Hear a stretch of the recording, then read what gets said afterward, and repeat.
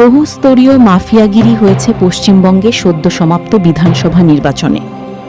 বৃহস্পতিবার কালীঘাটে গিয়ে তৃণমূল নেত্রী মমতা বন্দ্যোপাধ্যায় এবং অভিষেক বন্দ্যোপাধ্যায়ের সঙ্গে সাক্ষাতের পরে এই অভিযোগ তুললেন সমাজবাদী পার্টির প্রধান তথা উত্তরপ্রদেশের প্রাক্তন মুখ্যমন্ত্রী অখিলেশ যাদব। তিনি বলেন, বিজেপি, কমিশন, ওদের সঙ্গী সাথী, আন্ডারগ্রাউন্ডের লোকজন মিলে পুরোটা করেছে, পুরো ভোট লুটে নিয়েছে। বৃহস্পতিবার মমতার বাড়িতে ঢোকার সময় অখিলেশ অভিষেককে বলেন, তুমি দারুণ লড়েছ। সমাজবাদী পার্টির প্রধানকে উত্তরীয় পরিয়ে স্বাগত জানানোর সময় মমতা বলেন, আমরা তো হেরে গিয়েছি। জবাবে অখিলেশ বলেন, না না, আপনারা হারেননি।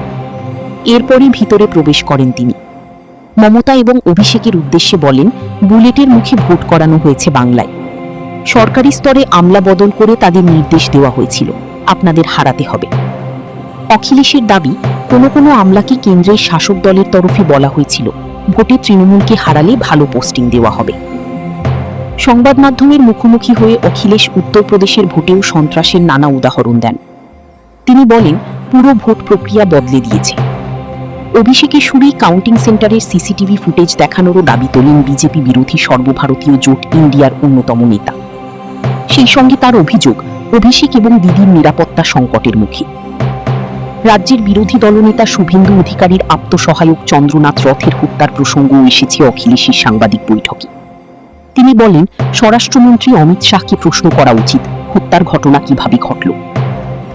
বিধানসভা ভোটে বিপর্যয়ের পর তৃণমূল ঘুরে দাঁড়াতে পারবে বলে আশা প্রকাশ করার পাশাপাশি বৃহস্পতিবার অখিলেশের বক্তব্যে দেশের গণতান্ত্রিক পরিবেশ নিয়ে হতাশাও ফুটে উঠেছে।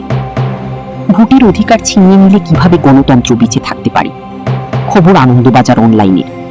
বৃহস্পতিবার 7 মে রাত 12টায় সাংবিধানিকভাবে শেষ হয়ে যাচ্ছে মমতা বন্দ্যোপাধ্যায় সরকারের মেয়াদ।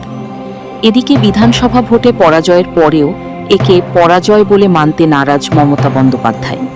সে কারণে তিনি আনুষ্ঠানিকভাবে পদত্যাগ করবেন না বলে ঘোষণা করেছেন। শুভেন্দু অধিকারীর কাছে 15,000-এর বেশি ভোটে হেরে গেছেন তৃণমূল নেত্রী মমতা বন্দ্যোপাধ্যায়। কিন্তু ভোটে হেরে যাওয়ার পরেও পদত্যাগ না করার বিষয়ে এখনও অনড় তিনি। তৃণমূলের এই নেত্রী আবারও বলেছেন, তিনি মুখ্যমন্ত্রীর পদ থেকে পদত্যাগ করবেন না। তিনি বলেন, রাষ্ট্রপতি শাসন হলে হোক, রেকর্ড থাকুক, ওরা আমাকে বরখাস্ত করুক, আমি চাই সেই দিনটি হোক একটি কালো দিন।